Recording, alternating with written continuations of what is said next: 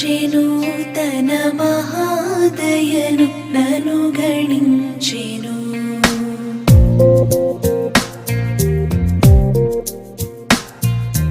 యెహోవా నా మొరలాలించెను తన మహాదయను నను గణించెను. అహర్నిశలదీనహీనుడగు నాను ఆయనెడు ధ్వని గ్రహించి మనిపెను. యెహోవా నా మొరలాలించెను తన మహాదయను నను.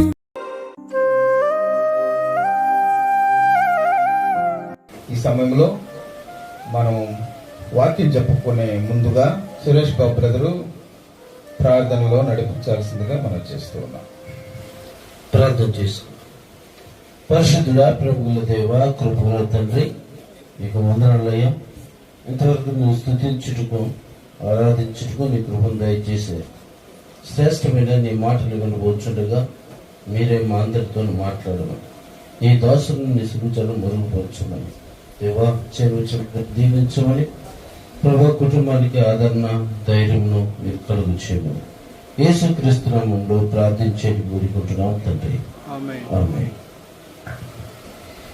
సురేష్ బాబు గారికి ప్రేమతో వందనాలు తెలియజేస్తూ ఉన్నాం. ఈ సమయంలో వినీత్ బ్రదరు కొన్ని మాటలు ఈ ప్రార్థనా కోరికను సంబంధించి కొన్ని మాటలు మన మధ్యలో పంచుకోవాల్సిందిగా కోరుతున్నాం. దేవునికి స్తోత్రం. కూడి వచ్చినటువంటి మీ అందరికి కూడా ప్రభునామంలో వందనాలు తెలియజేస్తున్నాను. అదేవిధంగా పెద్దలు, ఆ వృద్ధులకు కూడా ప్రభునామంలో మీ అందరికి వందనాలు తెలియజేస్తున్నాను. ప్రాముఖ్యంగా మరి దైవ సేవకులందరికీ కూడా వందనాలు తెలియజేస్తున్నాను. వరపద సార్కి కూడా వందనాలు తెలియజేస్తున్నాను. ఈ కార్యక్రమాన్ని ఎందు నిమిత్తము ఏర్పాటు చేయడం జరిగింది అంటే, మా మామయ్య అనగా మేము మొత్తం ముగ్గురు, మా అక్క, మా చెల్లెలు, మధ్యలో నేను. అయితే మా అక్క భర్త 2021లో కరోనా సమయంలో ఇదే రోజున ఆయన చనిపోయాడు. కనుక అందు నిమిత్తము అప్పటి నుంచి కూడా మొదటి సంవత్సరం రోజు ఇక్కడికి వచ్చాము, సెకండ్ ఇయర్ అప్పుడు కూడా ఇక్కడికి వచ్చాము. ఇది థర్డ్ టైం ఇక్కడ రావడం జరుగుతుంది. ఎందుకంటే మా నాన్నగారు వృద్ధులాశ్రమానికి వెళ్ళి వారికి భోజనము అరేంజ్ చేయమని చెప్పారు. అందులో ఇక్కడికి వచ్చి ఉన్నాం. మా మామగారు అక్క భర్త, అదే సమయంలో మా అమ్మ తమ్ముడు మరి ఆయన పొలిటికల్గా ఉంటూ ఆ టైంలో ఆయన చనిపోవడం జరిగింది. అయితే ఈ రోజున మీ అందరూ ఏం చేయాలంటే, పెద్దలుగా మీ అందరూ కూడా వాళ్ళ కుటుంబం గురించి ప్రార్థన చేయాలి. వాళ్ళకి 2 కుమారులు, మరి విదిత్ అండ్ విదీష్ అనే 2 కూడా కుమారులు మన మధ్యలో ఉన్నారు. వారిద్దరి గురించి మీరు ప్రార్థన చేయండి. దేవుడు వాళ్ళకి, మా అక్కకు, అదేవిధంగా అక్క పిల్లలిద్దరికి కూడా దేవుడు ఆదరణ కలిగించాలని, అదే సమయంలో వాళ్ళిద్దరు కూడా చక్కగా చదువుకొని మంచిగా స్థిరపడాలని, తండ్రి లేని లోటును దేవుడు తీర్చాలని పెద్దలుగా మీ అందరూ కూడా ప్రార్థన చేయాలని మేము అందరిని కోరుతున్నాం. చేస్తారు అందరూ కూడా. కాబట్టి వాళ్ళ గురించి మీరు ప్రార్థన చేయండి, వాళ్ళ కుటుంబం గురించి. ఇది వారి యొక్క కుటుంబ నేపథ్యం. అదేవిధంగా నేను, మరి మా చెల్లెలు కూడా ఇక్కడ ఉన్నారు. అక్కడ కూర్చున్న వాళ్ళలో మా అక్కకి 2 కుమారులు, మా చెల్లెలకు 2 కుమారులు, అదేవిధంగా నాకు 2 కుమార్తెలు. ఇందాక పాట పడిన 2 పిల్లలు కూడా నా కుమార్తెలు. మా గురించి కూడా మీరు ప్రార్థించాలని ప్రభునామంలో మరొకసారి వందనం తెలియజేస్తూ ఈ మాటలు ముగిస్తున్నాను. అందరికి వందనాలు. Thank you. Thank you brother. పరిశుద్ధ గ్రంథము నుండి చరువునోపగారు సామెతల గ్రంథం 10వ అధ్యాయం 7వ వచనం చదవాల్సిందిగా మనం. పరిశుద్ధ గ్రంథం నుంచి సామెతల గ్రంథము 10వ అధ్యాయము 7వ వచనం చదువుతున్నాం. నీతిమంతుని జ్ఞాపకం చేసుకొనుట ఆశీర్వాదకరమగును, భక్తిహీనుల పేరు అసహ్యత పుట్టించును. దేవుడు పరిశుద్ధ వాక్యాన్ని దీవించును కాదు. రీడింగ్ చేసిన వినూప సిస్టర్ గారికి వందనాలు తెలియజేస్తూ ఉన్నాం. ఈ సమయంలో వాక్యం కొరకు మన మధ్యలో ఉన్నటువంటి మల్లికా సిస్టర్ ప్రార్థన చేయాల్సిందిగా మనం చేస్తున్నాం. అందరికీ దేవుని నామములో వందనాలు. ప్రార్థన చేసుకున్నామండి. తలలు ఉంచుకున్నాము. మహోన్నతుడా, సర్వశక్తిమంతుడా, సర్వాధికారి, సర్వ సృష్టికర్త, నా తండ్రి, నా ప్రభు, ఆకాశాన్ని సింహాసనం చేసుకొని ఈ భూమిని నీ పాదపీఠంగా మలుచుకున్నా నా దేవ. నాయన మీకు స్తుతులు స్తోత్రములు చెల్లించుకుంటున్నాను నా ప్రభు. నాయన ఇదిగో నా ప్రభా, దైవ సేవకులు నాయన వాక్యము బోధిస్తుండగా నా ప్రభు, నాయన వినగలిగే చెవుని, గ్రహించగలిగే ఆత్మని నా ప్రభు, నాయన మాలో ప్రతి ఒక్క బిడ్డకి దయచేయమని ప్రార్థిస్తున్నాను తండ్రి. నాయన మీకు స్తుతులు స్తోత్రములు చెల్లించుకుంటూ శ్రేష్టకరమైన పరిశుద్ధుడైన యేసుక్రీస్తు నామంలో అడిగి వేడుకొని ప్రార్థిస్తున్నాను తండ్రి, ఆమేన్. ప్రార్థన చేసిన మల్లికా సిస్టర్ గారికి ప్రభు నామంలో వందనాలు తెలియజేస్తున్నాం. ఈ సమయంలో దేవుని యొక్క ఆదరణ కలిగినటువంటి మాటలు ఈ కుటుంబానికి మరియు ఇక్కడ ఉన్నటువంటి వృద్ధులకును శబ్దయంత్రము ద్వారా వినబడుతూ ఉన్నటువంటి ప్రతి ఒక్కరికి రక్షణ సువార్త, ఆదరణకరమైనటువంటి మాటలు వినబోచుండగా మనమందరము శ్రద్ధ కలిగి దేవుని దాసులు చెప్తూ ఉండగా మనం శ్రద్ధ కలిగి వినాల్సిందిగా మనం చేస్తున్నాం. ఇప్పుడు మన వరప్రసాద్ సారు ఈ సమయాన్ని ఆయనకి అప్పగిస్తూ ఉన్నాం.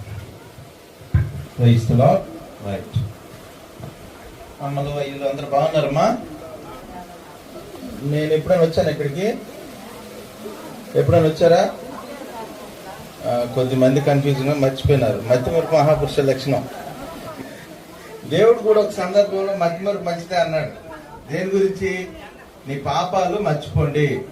ఈరోజు మంచి రోజు, దీవెనకరమైన రోజు అని చెప్పడానికి వాక్యం ఏమి సెలవిస్తుందంటే, నీతిమంతుని జ్ఞాపకం చేసుకున్నట అది ఆశీర్వాదకరము. కాబట్టి మనకందరికి కూడాను ఈ సమయం ఆశీర్వాదకరం కదా. మీకు ఎక్కువసేపు నేను కూర్చోబెట్టను, ఆకలి వస్తుంది కదా. కాసేపటికి ఇంకా మంచిగా ఆకలి అవుతుంది. ఎంత ఎక్కువ ఆకలి అయితే అంత ఎక్కువ తినొచ్చు శుభ్రంగా. రైట్, ఓకేనా? నవ్వుకోండి కాసేపు.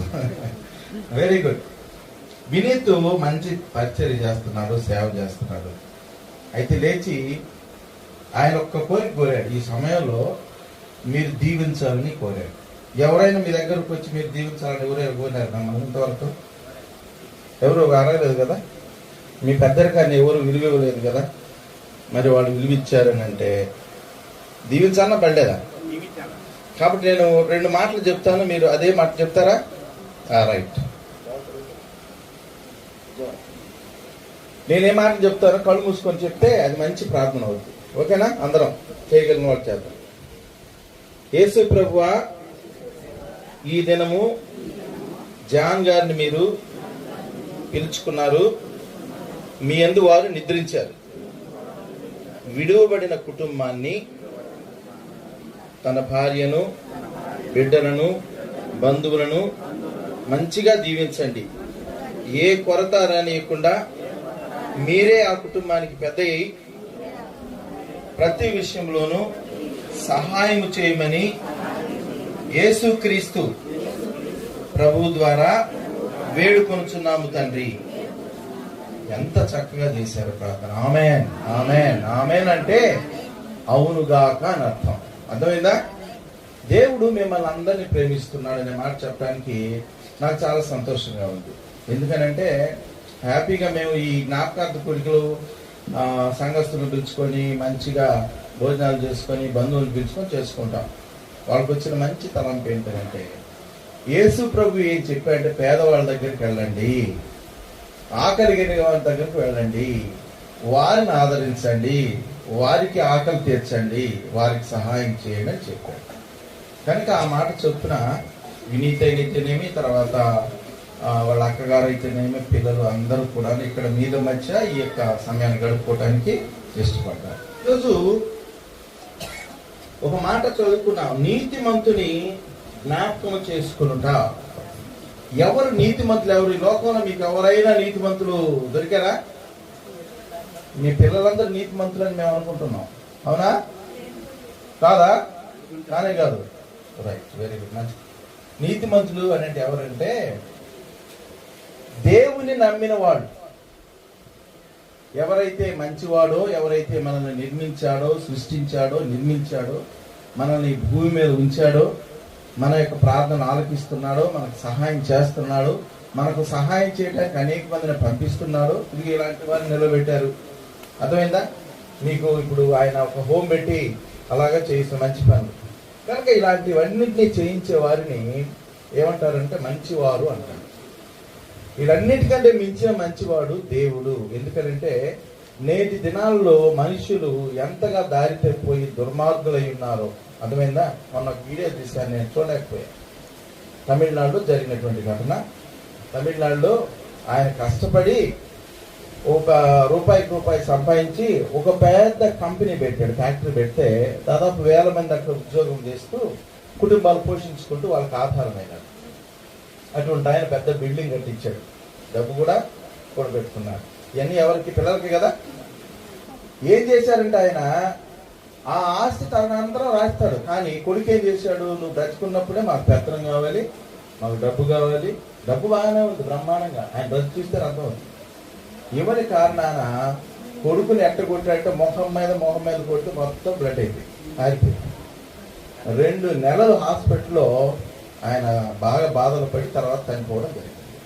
ఇంత దుర్మార్గకరమైనటువంటి లోకంలో దేవుడు మంచి మనస్సుతో మనల్ని క్షమించి కఠినమైనటువంటి వారిని ప్రేమ కలిగిన వారినిగా తీర్చి అందరికీ సహాయం చేసేవారిగా ఆయన తన పిల్లల్ని పంపిస్తూ ఉండగా అంత మంచిగా దేవుడు ఇంటికి ఎవరైనా ఉంటారో చెప్పండి. అర్థమైందా? Okay, right, very good. మనం కొన్నిసార్లు దేవుడు ఎవరు అన్నప్పుడు, దేవుడు ఎవరు అని అంటే దేవునికి కొన్ని లక్షణాలు ఉన్నాయి. దేవుడు ఎవరు అంటే పరిశుద్ధుడు. దేవుడు ఏమంటే ప్రేమ కలిగిన వాడు. తండ్రికి పెద్ద ఆయన గుడ్ పరిశుద్ధుడు అంటే పాపం లేనివాడు, అన్యాయం లేనివాడు, తర్వాత ఓర్చుకునేవాడు. తండ్రి ఉన్నాడు కదా. మీ పిల్లల్ని మీరు ఎప్పుడైనా తీసిపోయి మిమ్మల్ని బయటపడేసినట్టు బయటేశారా? లేదు కదా. ప్రేమ కలిగిన వాడు తండ్రి ఎవరు? చాలా తులి పనులు చేస్తుంటారు మీ పిల్లలు, దొంగతనాలు చేస్తుంటారు, మిమ్మల్ని విసిగిస్తుంటారు, మీకు నిద్ర లేకుండా చేస్తుంటారు, ఈ మనశ్శాంతి లేకుండా చేస్తుంటారు. ఇప్పుడు కూడా నిద్ర పడని ఇట్లా పాపం కాకపోతే నిద్ర పడతా? మరి అటువంటి పిల్లల్ని మీరు ఏమన్నా ఏం చేశారంట? ప్రేమించారు, అది ప్రేమ అంటే. క్షమించారు, అది తండ్రి మనసు అంటే. కనుక దేవుడు కూడా అలాంటి గొప్ప మనసు కలిగిన వాడే దేవుడు. ఇదిగో పాపం చేశారు కానీ మీరు అవుట్ అన్నాడు అనుకో, అందరూ చచ్చిపోయేవాడు సరికి. అలాంటి వాడు దేవుడు కాదు. మీరు పాపం చేశారు కాబట్టి మీ మీద కక్ష తీర్చుకుంటా అనేవాడు దేవుడు కాదు. ఇక్కడ నీతిమంతుడు ఎవరు అని అంటే నిజమైనటువంటి దేవునిని నమ్మినవాడు. చూడండి, కనుక అబ్రహాం అని ఆయన ఒక ఆయన ఉన్నాడు. ఆయనకి దేవుడు ఎవరు తెలియదు. ఇట్నే చంద్రుడు వస్తే చంద్రుడిని పూజించేవాడు, నక్షత్రాలు కనుక నక్షత్రాలు పూజించేవాడు, సూర్యుడు వస్తానే పొద్దున్న నమస్కారాలు చేసేవాడు, మీరే దేవుడు ఎరికేవాడు. అలాంటి అబ్రహాముని దేవుడు పిలుచుకొని ఏమన్నా అంటే ఇవన్నీ వదిలిపెట్టైనా నిన్ను అనేక లక్షల మందికి తండ్రిని చేస్తానన్నాడు. అబ్రహాం ఏం చేశాడంటే అలాంటి పరిస్థితిని అలాంటి భక్తిని వదిలిపెట్టేసి నిజమైనటువంటి ఆయన పిలుపును, నిజమైన దేవుణ్ణి నమ్మినప్పుడు మరి ఆయన అనేక లక్షల మందికి వేలకు తండ్రిని చేశాడు. అలాంటి అబ్రహాం ఆయన అబ్రహాముగా మారాడు. కనుక ఆయన ఎలాగ నమ్మాడో ఆ నమ్మకాన్ని నీతి అనొచ్చు. అర్థమైందా? దేవునిని అందరికంటే ఎక్కువగా నమ్మడమే నీతి. సరే, ఇలాగా నీతిని నమ్మిన వాడే నీతిమంతుడు. నీతి కలిగిన వాడే నీతిమంతుడు. అర్థమైంది కదా? నరకం ఉంది, అబద్ధాలని బుద్ధి ఉంది కాబట్టి ఖచ్చితంగా నరకానికి పోవాల్సిందే. అవునా? కాబట్టి ఈ మరణకరమైన దినం ఎలాంటిదంటే, ఎందుకు ఆశీర్వాదకరం అంటే అసలు నేను ఎలాంటి వాడిని, నేను ఏ స్థితిలో ఉన్నాను, నేను ఇంకా చనిపోవాలి, అందరం చనిపోవాల్సిందే కదా. చనిపోతే నేను ఎక్కడికి వెళ్తాను అని తెలుసుకోవటానికి, అని తెలుసుకోవడం మాత్రమే కానీ కాదు. కానీ మనం రూట్ మార్చుకోవాలి. అక్కడ నరకం ఉంది, స్వర్గం ఉంది.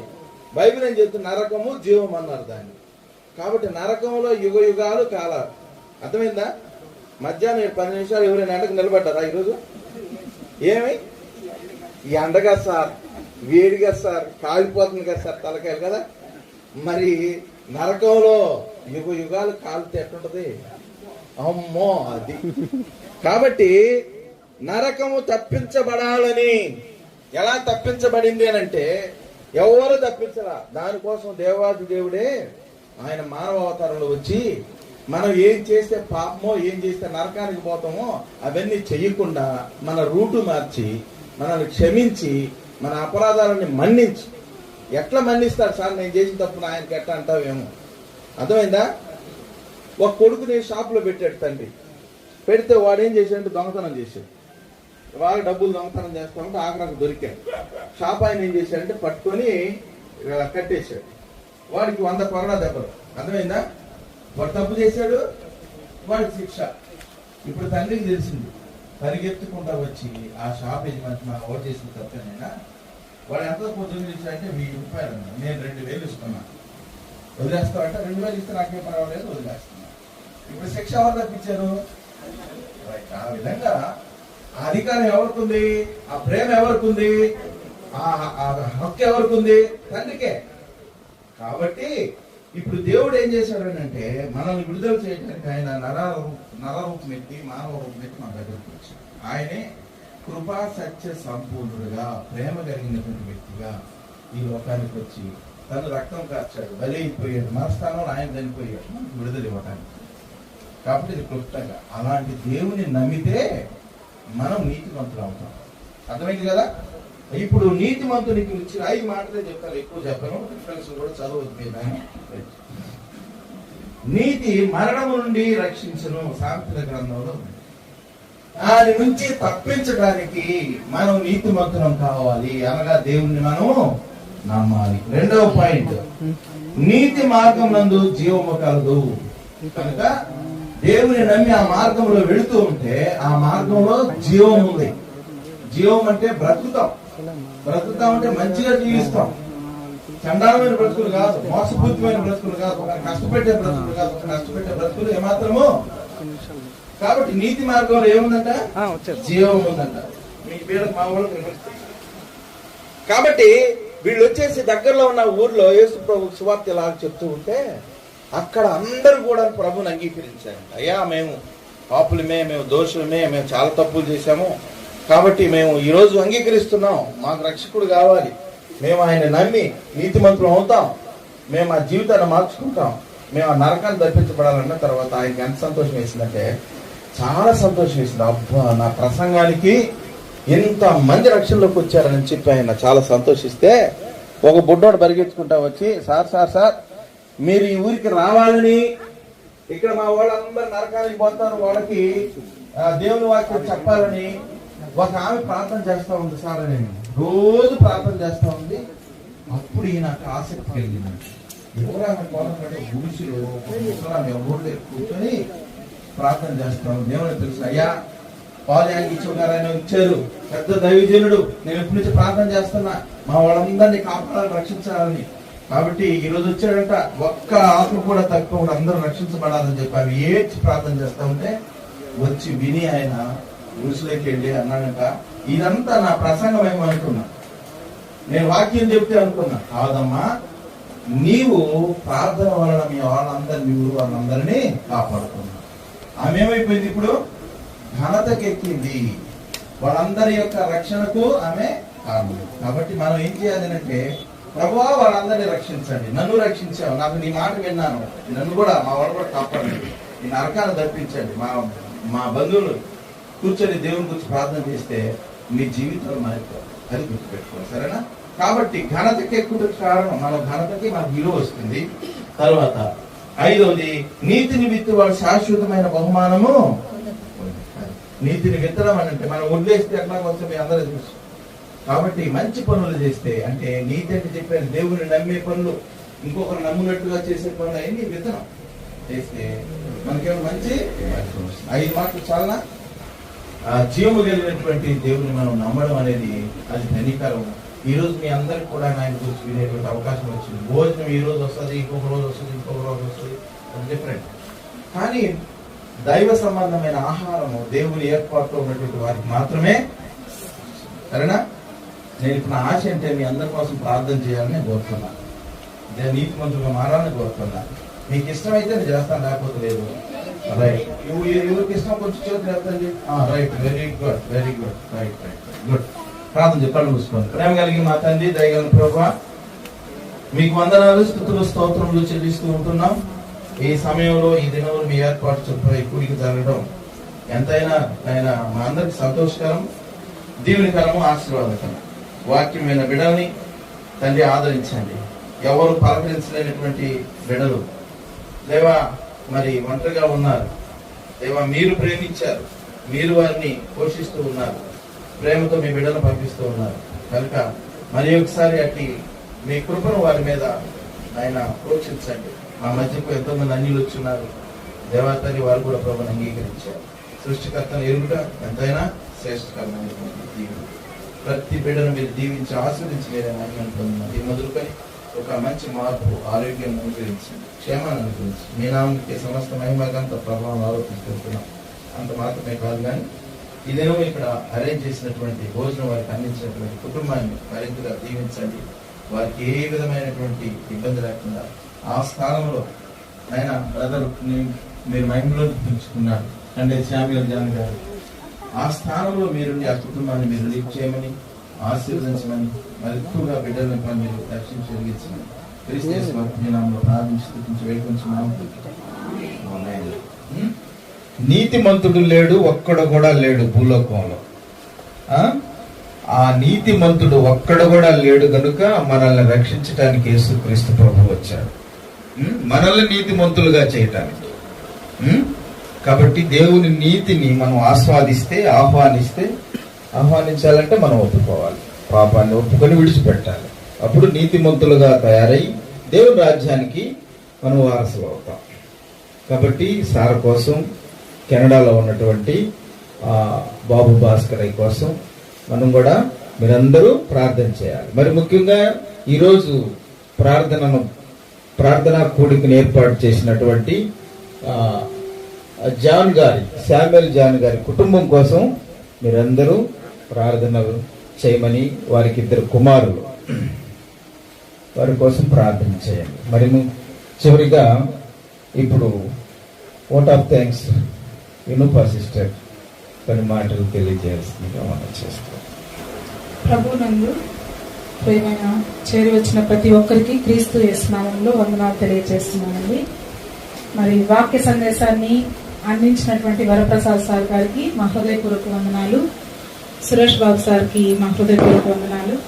అదే రీతిగా ఈ యొక్క కార్యక్రమాన్ని ఎంతో క్రమంగా నిర్వహించినటువంటి పీటర్ సార్ గారికి మా హృదయపూర్వక వందనాలు తెలియజేస్తున్నాను. అదే రీతిగా ఈ యూసీవై టీం కి అధ్యక్షత వహిస్తూ అన్ని విషయాల్లో మా సహోదరుడు వినీత్ కుమార్ గారికి కూడా ప్రత్యేకమైన వందనాలు తెలియజేస్తున్నాను.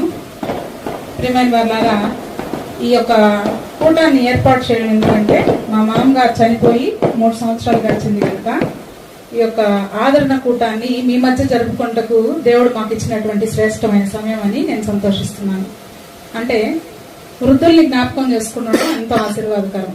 అంటే మా తల్లిదండ్రులుగా మా తల్లిదండ్రులు ఏ రీతిగా అయితే ఉంటారో ఆ స్థానంలో మీరున్నందుకు మిమ్మల్ని ఒకసారి పలకరించి వారి యొక్క జ్ఞాపకార్థ కూటం రోజు మీకు భోజనం ఏర్పాటు చేయాలనే ఆశ మా తల్లిదండ్రులు కూడా వారి యొక్క ఆశ కనుక వారి కుటుంబ పక్షంగా మేము మీ దగ్గరకు వచ్చి ఉన్నాం. కనుక మా అక్కకు 2 పిల్లలండి, మగ పిల్లలు, వారి గురించి ప్రార్థన చేయండి. వాళ్ళు ఇప్పుడు యవ్వన ప్రాయంలో ఉన్నారు. వారి ఉద్యోగ నిమిత్తం వారి కొరకు మీరు జ్ఞాపకం చేసుకోండి. మరి ముఖ్యంగా మా అక్క గురించి కూడా ప్రార్థన చేయాలి మీరు. ఏంటంటే తను ఉద్యోగం చేస్తూ ఉంది మహిళా పోలీస్ గా సచివాలయంలో.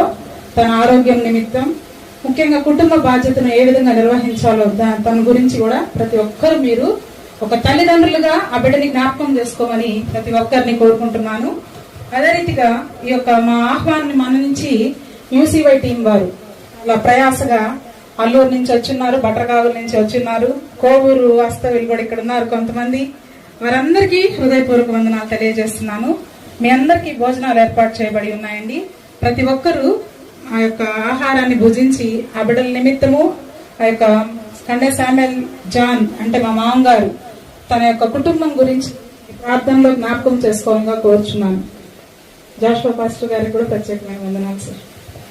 థ్యాంక్ యూ వందనాలు. మన ప్రభు అయిన యేసుక్రీస్తు వారి కృపా పరమ తండ్రి అయిన దేవుని యొక్క ప్రేమ, పరిశుద్ధాత్మ యొక్క అన్యోన్య సహవాసం నిరంతరం మనకును, మరి ఈరోజు మహిమలో ప్రవేశించినటువంటి సహోదరుడు శామ్యూల్ జాన్ గారి కుటుంబానికి, ఇప్పుడున్న వృద్ధులకు సదాకాలంలో తోడుగా ఉండి తన ప్రేమతో తనకు తావరించి సత్య మార్గంలో నడిపింపజేసి జీవములోనికి ప్రవేశించేందుకు ఆమేన్. దేవుడు మిమ్మల్ని అందరినీ బహుగా దీవించగలుగుతారు.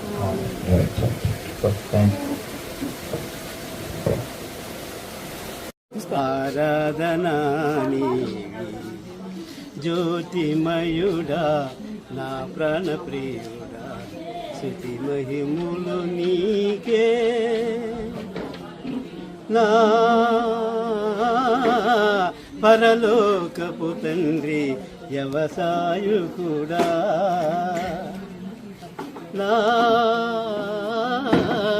పరలోకపు తండ్రి వ్యవసాయకుడా, నీ తోటలోనే ద్రాక్షవల్లితో, నీ తోటలోనే ద్రాక్షవల్లితో నన్ను హంటగట్టి స్థిరపరిచావా, నన్ను హంటగట్టి స్థిరపరిచావా.